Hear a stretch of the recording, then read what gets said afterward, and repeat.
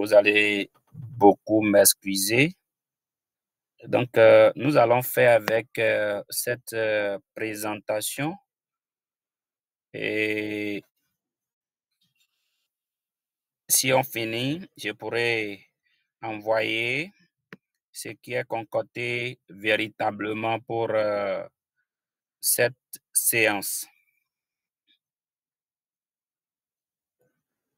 Alors, nous allons faire une petite présentation sur la nature et notre santé dans un contexte de changement climatique. Et nous allons faire un débat un peu interactif. C'est vrai que je vais présenter quelques définitions. Et là, on va faire un débat interactif. Je suis Laurent Angbonon, naturaliste entomologiste, expert en évaluation des projets politiques de développement et consultant en environnement et développement durable. Pour ceux qui étaient de la partie pour la séance passée, je crois que...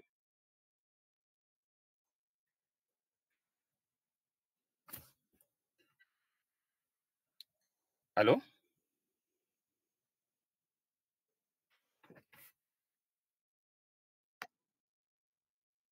Ok, merci beaucoup.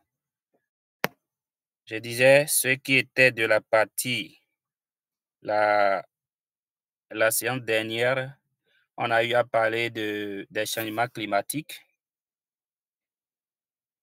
Aujourd'hui, nous n'allons pas parler des menaces sur les écosystèmes et autres, mais toutefois, nous allons définir d'abord les changements climatiques en rappel.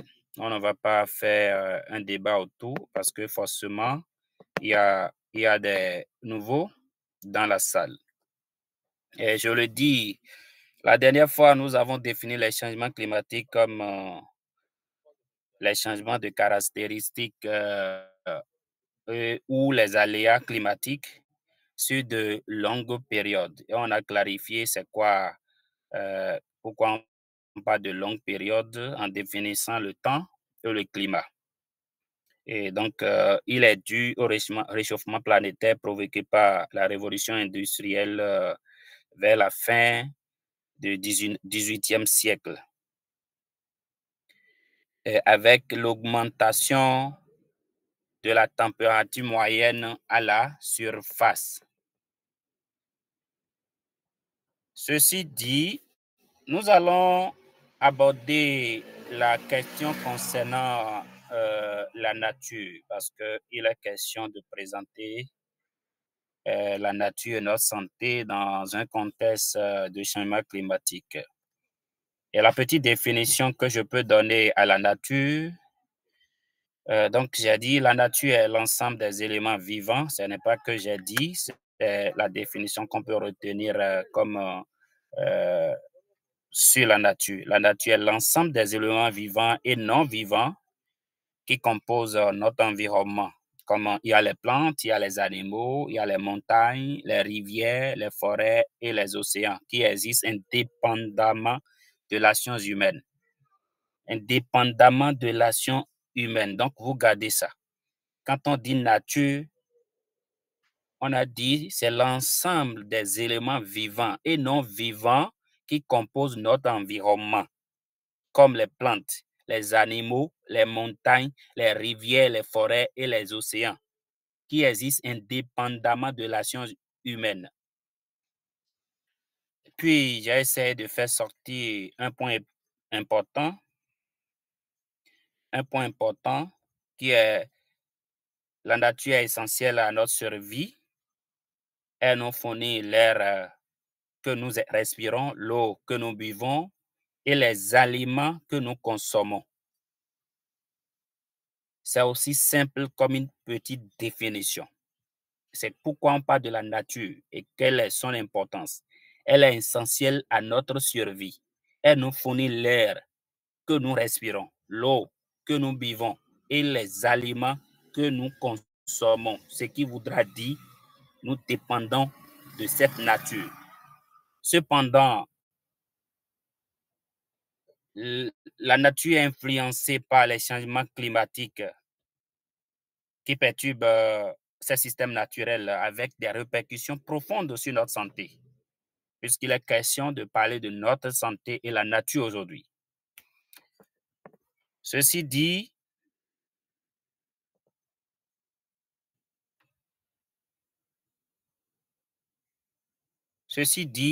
nous allons parler un peu de l'importance de la nature pour la santé.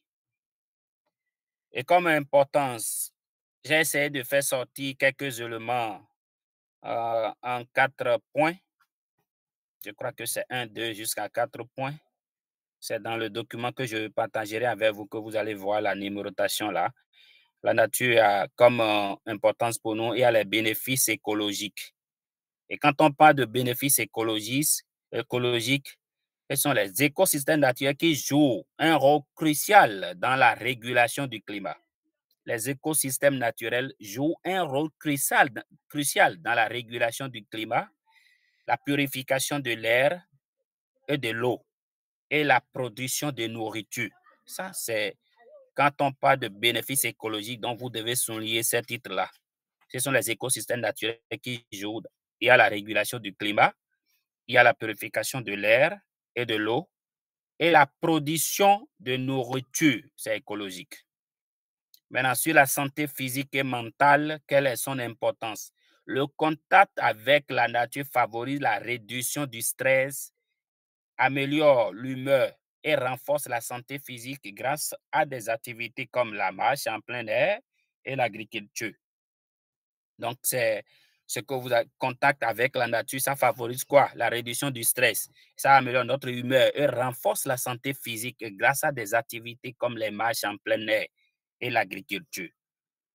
Donc, en plus de ces deux importances que nous avons énumérées, il y en a plusieurs, mais j'ai essayé de faire sortir ce que je peux appeler chaque individu doit savoir que quand on parle de nature, ça apporte quoi à l'homme et qu'est-ce que chaque individu bénéficie de cette nature. J'ai voulu juste sortir ça. En plus de cela, j'ai parlé des changements climatiques. Bon, ça, je vous citerai. J'espère que je suis dans la salle. Allô?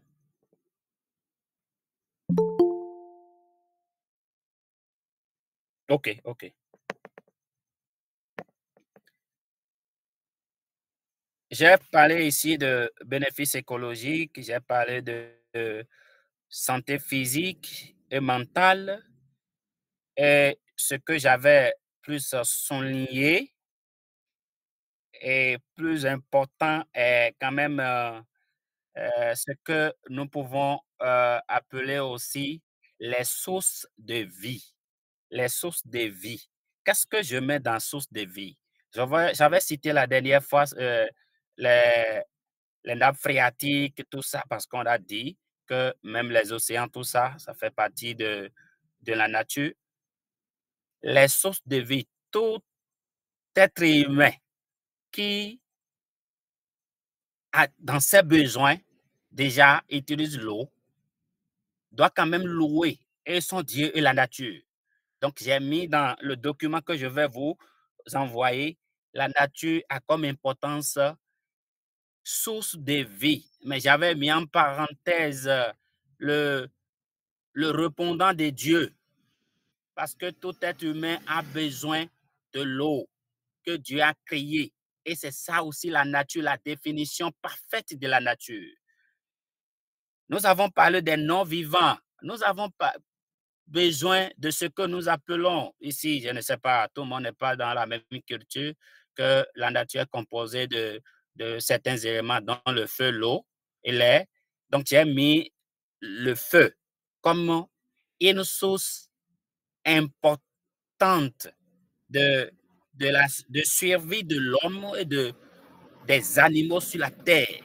Lorsqu'on parle de feu, j'ai essayé de définir que la lumière que nous avons parlé de régulation de la photosynthèse chez les plantes, par exemple, lorsque nous produisons, est-ce que nous n'avons pas besoin des rayons qui vont permettre à ces plants d'évoluer? Donc, j'avais dénommé ça dans l'autre. Donc, je présente toujours les excuses. Ça, ce n'est pas facile pour moi. Ça n'a pas été facile parce que je n'avais pas la connexion. Je suis en déplacement depuis quelques jours. Et là, je suis en train de partager ceci parce que l'autre, ça ne prend pas. Alors, en plus de ça, quand on a parlé de l'importance de la nature pour la santé, quand on parle de changement climatique aujourd'hui et les conséquences sur la santé, qu'est-ce qu'on peut retenir véritablement? Les changements climatiques, les conséquences sur la santé. Lorsqu'on parle des changements climatiques, conséquences sur la santé, même si ce n'est pas directement lié à l'homme, même si les changements climatiques agissent sur un élément, un constituant de euh, de la Terre, c'est que l'homme, directement ou indirectement, est impacté. Donc, on a parlé de dégradation des écosystèmes par l'influence des changements climatiques, les forêts, les zones humides. Et puis, d'autres écosystèmes sont menacés par la montée des températures, la déforestation, la pollution, ce qui affecte la disponibilité des ressources naturelles. Lorsque nous n'avons pas de ressources naturelles, c'est que l'homme même est impacté. Lorsqu'on parle de l'air qui doit être régulé, si nous n'avons pas des écosystèmes forestiers, par exemple, c'est que nous avons un air qui n'est pas très agréable à inhaler. Donc, indirectement, l'homme est impacté par tout ce que les changements climatiques causent. À la suite de la dégradation, j'ai abordé un peu les maladies. Lorsqu'on parle d'augmentation des températures des événements climatiques extrêmes, qu'est-ce que ça cause? Et j'ai dit que cela favorise la prolifération des maladies vectorielles comme le paludisme, la dengue. Et je vais souligner, lorsqu'on parle de paludisme et la dengue, les gens vont se poser la question, comment les changements climatiques pourraient faire qu'il y aura la prolifération du paludisme. Je prendrai l'exemple peut-être de Guinée. Vous avez connu aujourd'hui aussi, nous avons, je pense qu'il y a de cela 2 jours environ, on a connu aussi un cas comme ça au Bénin où la pluie, il y a tellement d'inondations. Il y a le paludisme qui existe et qui se propage parce que le vecteur existe. Quand il y a inondation, quand l'eau est un peu partout, dans vos chambres, derrière vos maisons, c'est qu'il y a la prolifération des vecteurs dont le moustique que vous allez retrouver à côté de vous, qui est un vecteur de la maladie du paludisme. Donc, les changements climatiques, lorsqu'il y a inondation, lorsque l'eau est un peu partout, c'est qu'on est tous exposés aux piqûres de moustiques. C'est pourquoi vous allez chaque fois voir les gens dire, quand les changements climatiques, l'influence des changements climatiques, il y a le paludisme, beaucoup vont se dire, bon, paludisme, c'est l'homme, c'est dans le corps de l'homme, c'est dans le sang de l'homme. Pourquoi on doit encore parler de changement climatique? Non, ce n'est pas directement la maladie, mais le vecteur existe. Le vecteur va se propager dans les hameaux, ça va se propager un peu partout dans les pays. Donc, vous allez voir que quand le vecteur même est infecté, quand le vecteur porte le gène de paludisme, le vecteur pourrait transmettre ça de l'homme à l'homme. Et là, le paludisme doit encore évoluer. Et ces cas, c'est souvent en Afrique et en Asie que nous remarquons plus ça parce que les conditions climatiques ne favorisent pas souvent le développement de certains agents dans certains milieux. C'est pareil pour la dengue aussi. Maintenant, quel est le cas alors de la sécurité alimentaire lorsqu'on parle des changements climatiques et nous parlons de notre santé? Lorsque les rendements agricoles sont de plus en plus instables, entraînant pénurie alimentaire et malnutrition croissante, il y aura malnutrition. Et ce cas, souvent, on remarque ça, c'est vrai, certains ont de l'argent, même si c'est cher, ils vont prendre. Parce que les rendements plus faibles, ce sont les pauvres qui ressentent ça. Parce que lorsque le rendement est faible, le peu que les gens ils vont vendre ça plus cher et les pauvres sont exposés à ces conditions très extrêmes. À la suite de cela, on pourra aborder aussi les enfants. Quel est le cas, typiquement, l'impact des changements climatiques sur certains groupes vulnérables? on va aborder les enfants, les jeunes, et nous-mêmes, nos engagements. On parlera les enfants. Quel que les changements climatiques fait concernant la santé des enfants et leur développement. Les enfants sont particulièrement vulnérables aux maladies liées au climat, comme la malnutrition, les infections respiratoires qui peuvent affecter leur développement physique et cognitif. Le développement physique et cognitif. Quand on parle des enfants, la santé et le développement de l'enfant, parce que c'est là le développement de notre cycle est plus rapide quand on est plus enfant.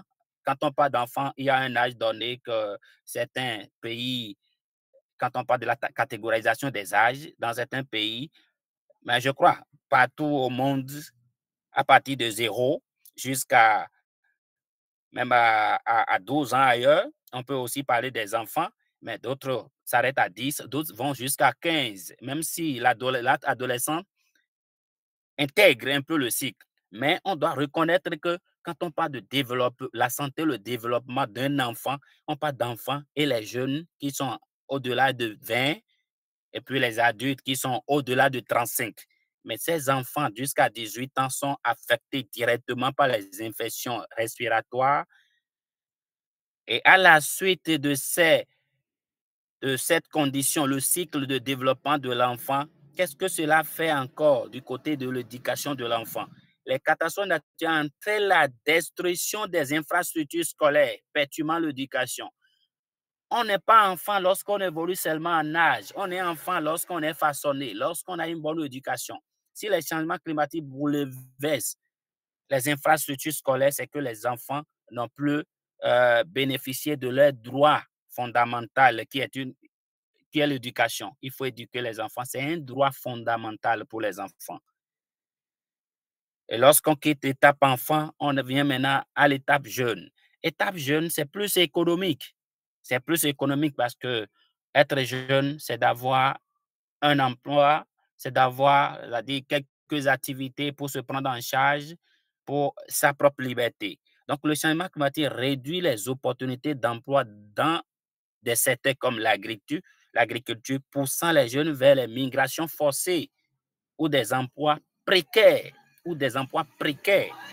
Donc, nous devons comprendre que lorsqu'on est dans les emplois précaires ou les migrations, on est exposé à plusieurs risques. Même notre santé est affectée puisque les gens qui n'ont pas un âge donné et ils doivent mettre certaines charges sur la tête. Vous voyez ce que ça peut affecter sur le cycle de développement d'un jeune. Et lorsqu'on s'adonne à des migrations forcées, il y a beaucoup de risques autour et il y a des communications. Il y a noyade, tout ça. Donc, il y a beaucoup de choses qu'on peut décliner des changements climatiques. Ensuite, on peut aborder notre engagement aussi, l'engagement. Nous jouons un rôle clé dans la promotion de solutions innovantes pour atténuer les impacts climatiques, mais nous avons besoin de soutien pour réussir. Vous savez, quand on parle des changements climatiques aujourd'hui, nous nous engageons à travailler pour la prise en charge des enfants. Nous nous engageons à la promotion de l'entrepreneuriat. Mais lorsque les changements climatiques bouleversent tout le système mis en place, par les politiques, c'est qu'on est obligé de s'adapter à d'autres systèmes. Ça veut dire on ne s'occupera plus des jeunes, leur emploi, mais les politiques même seraient en train de se prendre en charge parce qu'il y a maintenant de nouvelles catastrophes qui bouleversent les opportunités dans lesquelles ils étaient. Donc, ça bouleverse notre engagement à un emploi décent, par exemple. Et puis, vous allez voir, quand on crée une association, par exemple, les associations ont toujours un objectif à atteindre. Mais lorsque les changements climatiques ont déjà bouleversé tout le système, c'est que les objectifs fixés aussi doivent être modifiés dans le temps. Et si vous aviez comme un partenaire cible pour vos activités, le partenaire même est déjà influencé. Donc, c'est tout ça. On doit prendre en compte pour savoir que si toutes ces conséquences qui découlent de changement climatique bouleversent les normes, c'est-à-dire les normes dans lesquelles nous vivons, c'est qu'on a un stress. On a un stress. et on ne réfléchit pas comme cela se doit parce qu'on affronte d'autres difficultés, on affronte d'autres catastrophes. À la suite des jeunes, quittant enfants, jeunes, on va aborder maintenant les femmes qui, en matière de rôle socio-économique, les femmes souvent sont responsables de la gestion des ressources familiales. Mais elles sont particulièrement touchées par la pénurie d'eau. Par la pénurie d'eau. Je ne sais pas. Je ne sais pas si les conditions sont un peu favorables. Je ne dirais pas favorables. Aujourd'hui, on parle de la parité et tout ça. Je ne sais pas si en Guinée, les hommes sont plus dans les activités familiales que les femmes. Mais ce que je sais dans la culture, dans le système social dans lequel moi je vis, je sais que c'est les femmes qui sortent de la maison pour aller chercher l'eau, pour préparer la nourriture pour la famille. Et le pire, lorsque le, un parent, c'est-à-dire le papa, n'est plus là, dans ces familles monoparentales dirigées souvent par les femmes, c'est les femmes qui prennent en charge les enfants jusqu'à un âge donné. Donc, les changements climatiques causent d'énormes problèmes aux femmes. C'est pourquoi vous allez voir dans les définitions, le combat sur les changements climatiques, on parle souvent des changements climatiques sur les enfants et les femmes parce qu'on sait que les femmes sont vulnérables et très exposées. Donc, cela augmente plus les charges de travail. Maintenant, côté aussi santé reproductive, les conditions climatiques extrêmes affectent la santé reproductive des femmes, augmentant les risques lors de la grossesse et de l'accouchement. Si, entre-temps, le corps est régulé à cause de la température ambiante, aujourd'hui, tout est affecté. Donc, ça joue, ça agit également sur les hormones, ça agit sur le système immunitaire. Donc, la femme peut-être enceinte n'arrive plus à adopter, à réguler sa température interne face à ce qui est externe. Donc, tout ça, ça bouleverse et la grossesse et lors de l'accouchement, c'est parfois des risques. À la suite des femmes, on va parler maintenant de développement de l'homme en général. Le développement de l'homme en général, genre la reproduction de la qualité de vie, la réduction de la qualité de vie plutôt, la réduction de la qualité de vie. Les changements climatiques compromettent la santé, l'accès aux ressources et la stabilité économique, ce qui ralentit le développement humain.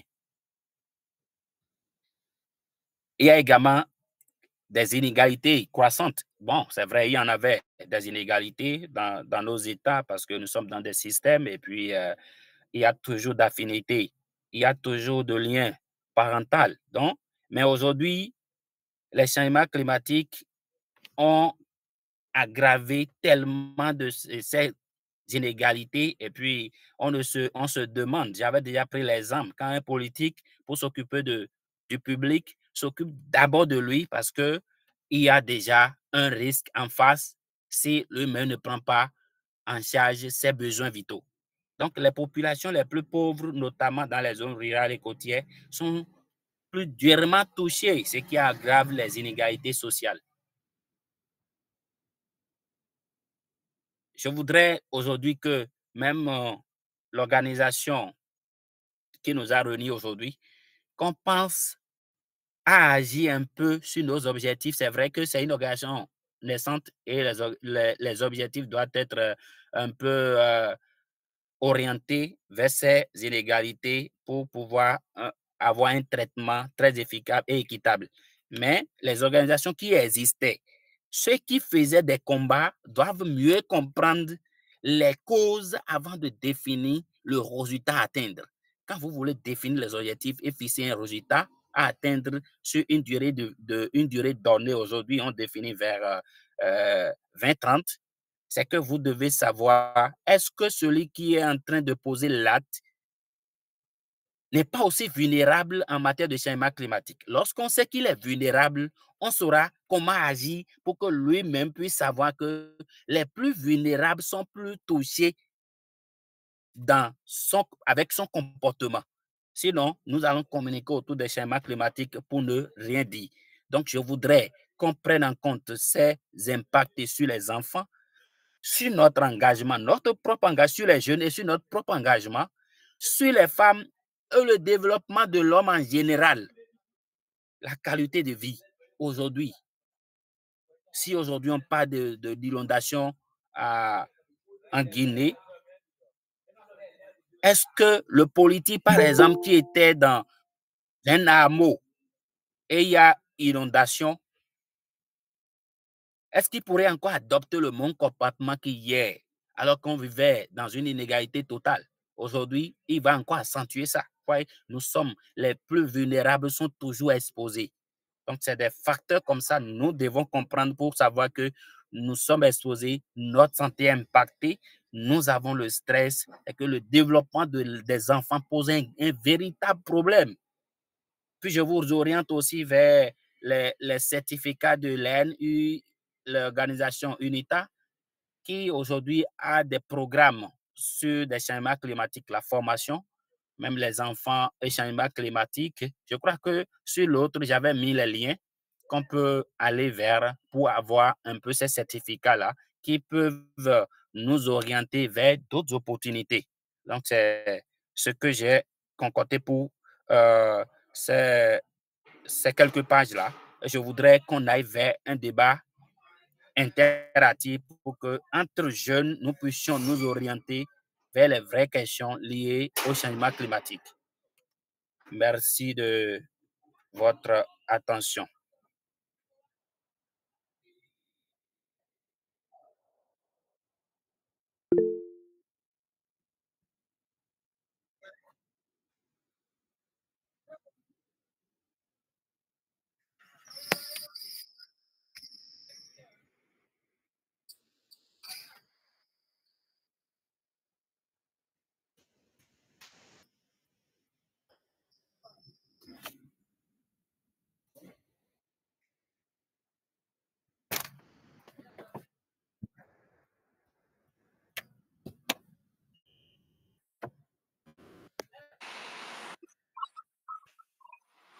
Allô, bonsoir, monsieur.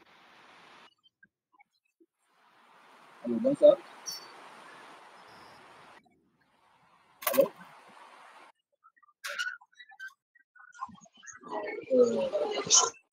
En fait, je suis vraiment ravi de l'exposé, du commentaire. C'est ma première fois de participer à l'atelier de formation sur le changement climatique. Je suis aussi environnementaliste de formation.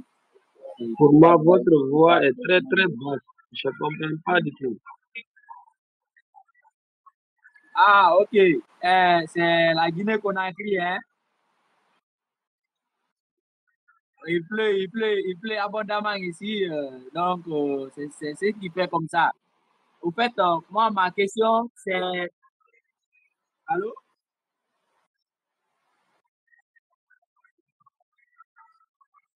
Voilà, je vous suis depuis la Guinée-Conakry. Je suis précisément dans la préfecture de Forêt-Caria. Aujourd'hui, il pleut abondamment.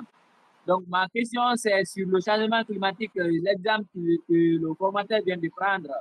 Est-ce que les inondations de Conakry peuvent révéler réellement du changement climatique ou le manque d'aménagement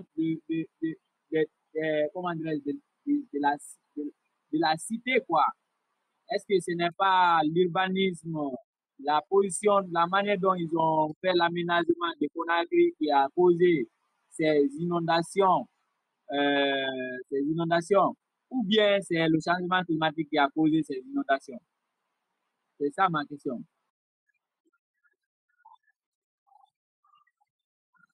En fait, l'autre question, c'est que c'est vraiment demandé. Allô?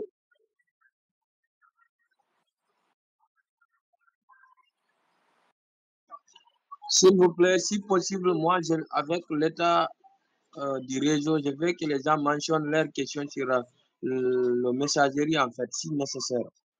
Parce que on ne se comprend pas du tout, en fait.